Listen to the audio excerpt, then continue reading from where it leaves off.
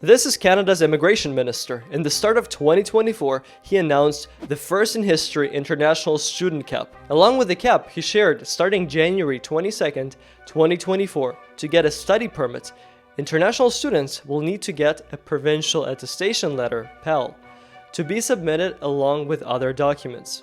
In this video, you will learn who needs a Provincial Attestation Letter, who doesn't need a PAL, how to get a Provincial Attestation Letter, and the most important document to submit when applying for a study permit.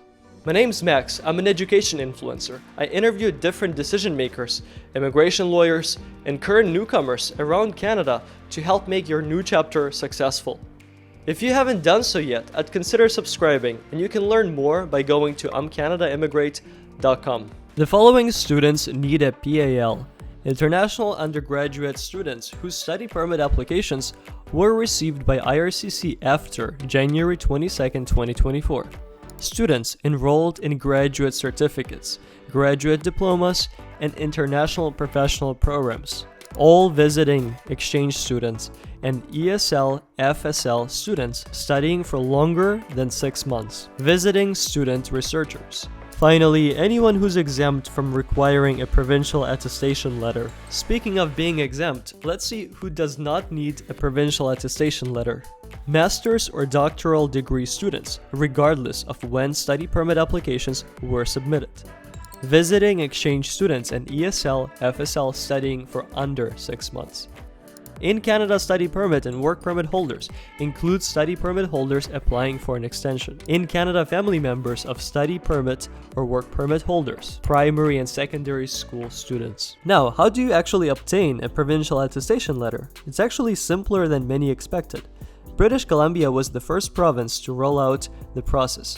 To get a Provincial Attestation Letter, all you will need to do as a student is accept your offer and pay your admission deposit. Then the school will issue you a letter of acceptance along with a Provincial Attestation Letter that you will need to submit along with other documents when you apply for a study permit. The same process is expected to be implemented in other provinces. It's important to save your login information to your school's portal, as most likely you will be able to download your important documents such as a PAL from there. Let's cover the study permit application process. It's important that you understand there are two different government platforms to apply for a study permit: IRCC portal and GC Key.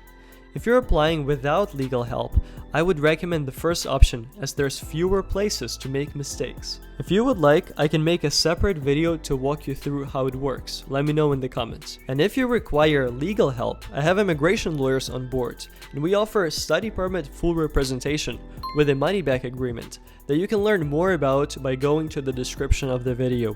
Before we dive into the most important document you can attach to your study permit application, there's very important data you need to see. The approval rate for a Canadian study permit is 60% on average, which means that the refusal is 40%, so almost half of the applicants who apply get refused. This is why you need to be very careful, as the Canadian study permit is the most refused student visa in the world right now, surpassing the United States. And it gets worse by country. For example, if you're from Nigeria, your refusal rate becomes 66%. If you're coming from Cameroon, the refusal is 80%, which is insane. If you're from China, it gets a little better though, a 16% refusal. However, that said, visa officers are trained on individual countries. An interesting document ended up on my desk. It looks like this. This information is what visa officers consider red flags by country. And they have a file like this in every country. So depending on where you come from, in this case China, they would see, okay, some police certificates are fake, or old land deeds and old family registers.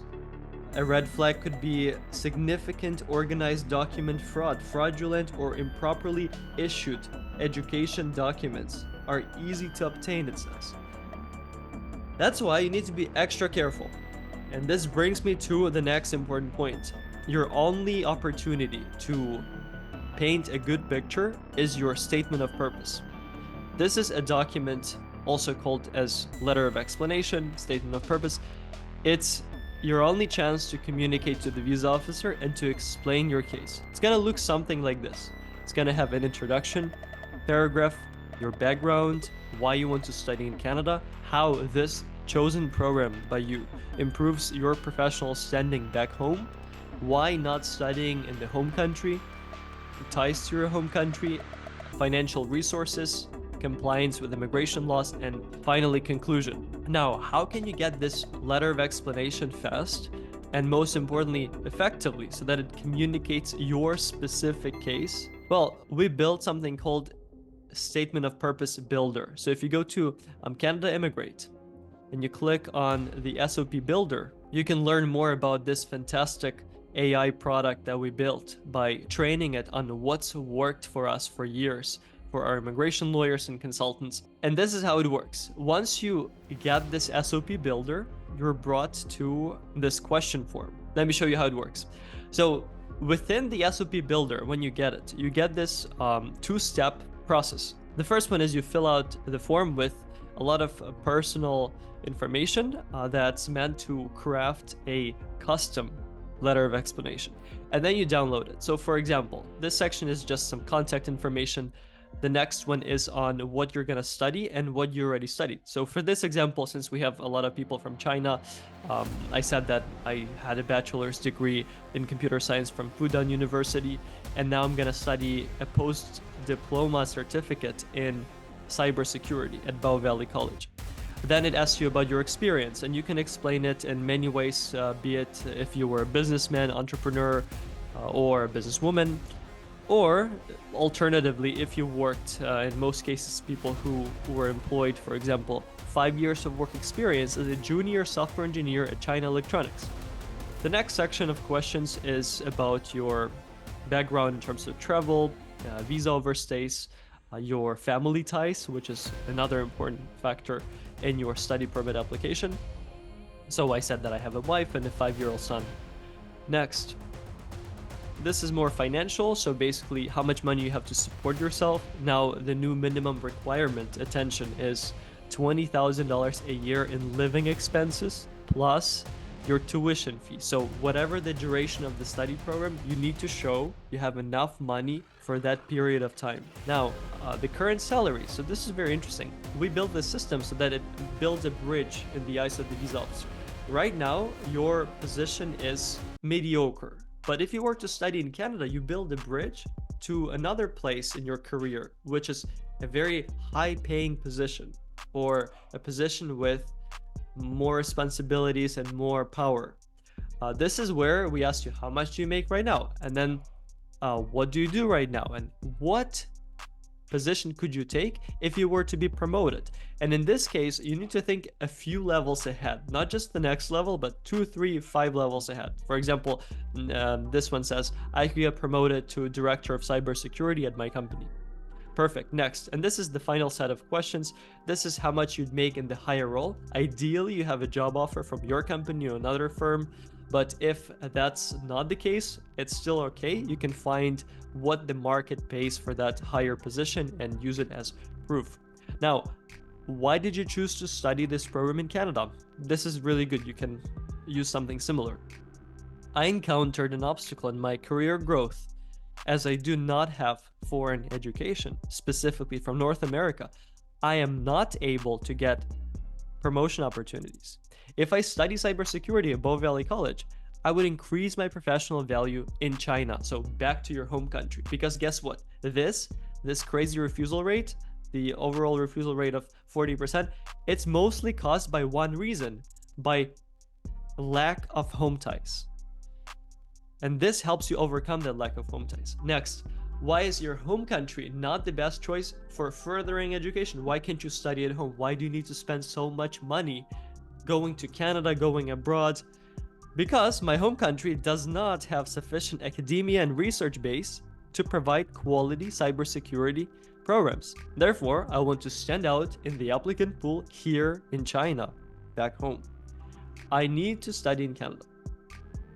Okay, perfect. And now if you are involved in any organizations, interestingly, this SOP builder is extremely custom, because if you say no, it's not gonna make you explain the extra detail, but if you answer yes to these tricky questions, you can always add more, and the AI system, artificial intelligence, will figure out a way to integrate it properly into your SOP. So if you ever overstayed a visa, for example, you say yes, you can explain more. And it's important that you stay honest and truthful, because you do not want to lie to the government. They will find out. They have their database connected to the US one as well. Okay, and when you hit submit, what it does is the system uses our frameworks for successful study permit applicants who use this tool to get approved, and crafts a custom statement of purpose, or in other words, letter of explanation for you specifically.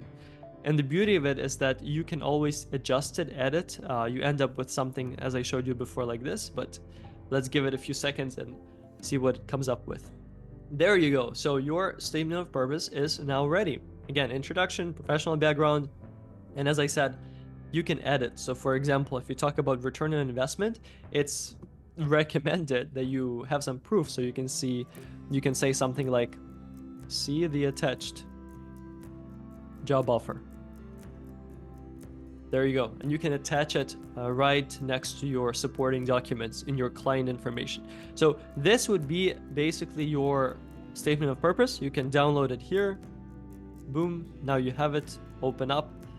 And you will merge this with your supporting documents, like your real estate deeds, your job offers, your financial proof, everything that supports one important aspect, that your plan is to study and then leave.